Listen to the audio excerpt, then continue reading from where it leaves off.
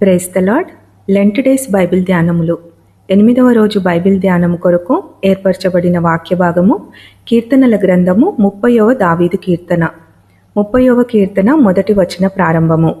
యెహోవా, నా శత్రువులను నా విషయమై సంతోషింపనీయక నీవు నన్నుద్ధరించియున్నావు.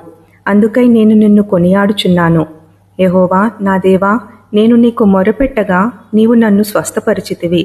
యెహోవా, పాతాళములో నుండి నా ప్రాణమును లేవదీసితివి. నేను గోతిలోనికి దిగకుండా నీవు నన్ను బ్రతికించితివి. యెహోవా భక్తులారా, ఆయనను కీర్తించుడి. ఆయన పరిశుద్ధమైన జ్ఞాపకార్థ నామమును బట్టి ఆయనను స్తుతించుడి. ఆయన కోపము నిమిషమాత్రముండును, ఆయన దయ ఆయుష్కాలమంతయు నిల్చును. సాయంకాలమున ఏడ్పు వచ్చి రాత్రి ఉండినను ఉదయమున సంతోషము కలుగును.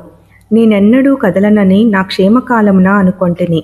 యెహోవా, దయకలిగి నీవే నా పర్వతమును స్థిరపరిచితివి. నీ ముఖమును నీవు దాచుకునినప్పుడు నేను కలత చెందితిని. యెహోవా, నీకే మొర్రపెట్టితిని. నా ప్రభువును బ్రతిమాలి కొంటిని. నేను గోతిలోనికి దిగిన ఎడల నా ప్రాణము వలన ఏమి లాభము? మన్ను నిన్ను స్తుతించునా? నీ సత్యమును గూర్చి అది వివరించునా? యెహోవా, ఆలకింపుము, నన్ను కరుణింపుము. యెహోవా, నాకు సహాయుడవై ఉండుము. నా ప్రాణము మౌనముగా నుండక నిన్ను కీర్తించునట్లు నా అంగలార్పును నీవు నాట్యముగా మార్చియున్నావు. నీవు నా గోనెపట్ట విడిపించి సంతోష వస్త్రము నన్ను ధరింపచేసియున్నావు. యెహోవా నా దేవా, నిత్యము నేను నిన్ను స్తుతించెదను. ఆమేన్. 30వ దావీదు కీర్తన మరణము నుండి రక్షింపబడినందుకు కృతజ్ఞతాస్తుతులతో కూడిన కీర్తన. అంతేకాక దేవుని రక్షణపై విశ్వాసాన్ని వ్యక్తపరిచే కావ్యము. దేవుడు ఇచ్చిన విమోచనకు కృతజ్ఞతా ప్రార్థనగా దావీదు ఈ కీర్తనను కూర్చాడు. ఇది బహుశా ఒక ఆలయం లేదా గృహ ప్రతిష్ఠ సమయంలో పాడబడి ఉండవచ్చు. దేవుడు దావీదును మరణం నుండి ఎలా విడిపించాడో ఈ కీర్తన వివరిస్తుంది.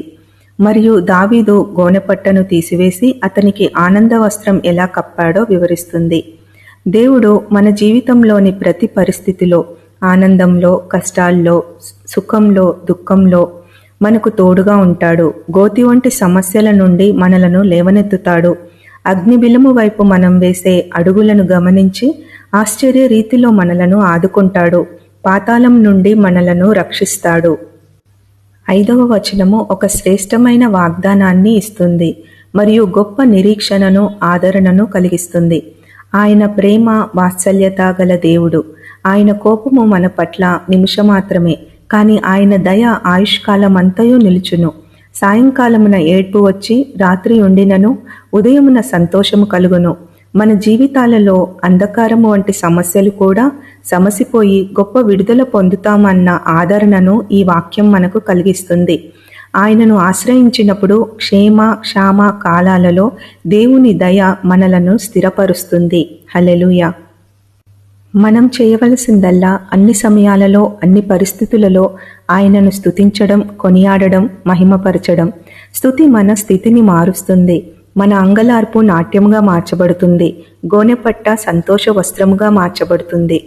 30వ అధ్యాయము 11వ వచనంలో నా ప్రాణము మౌనముగా ఉండక నిన్ను కీర్తించునట్లు నా అంగలార్పును నాట్యముగా మార్చియున్నావు అని వ్రాయబడి ఉంది.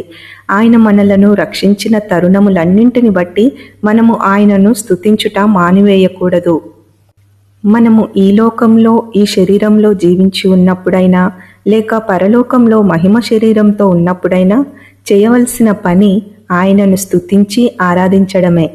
ప్రభువా మా దేవా, నిత్యము నిన్ను స్తుతించే భాగ్యము మాలో ప్రతి ఒక్కరికి దయచేయము తండ్రి. ఆమెన్. Praise the Lord.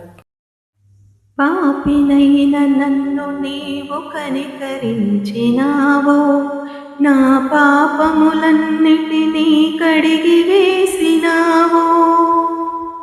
పాపినైన నన్ను నీవు కనికరించినావు, నా పాపములన్నిటినీ కడిగి వేసినావు. పతనమైన నా జీవిత గతిని మార్చినావు.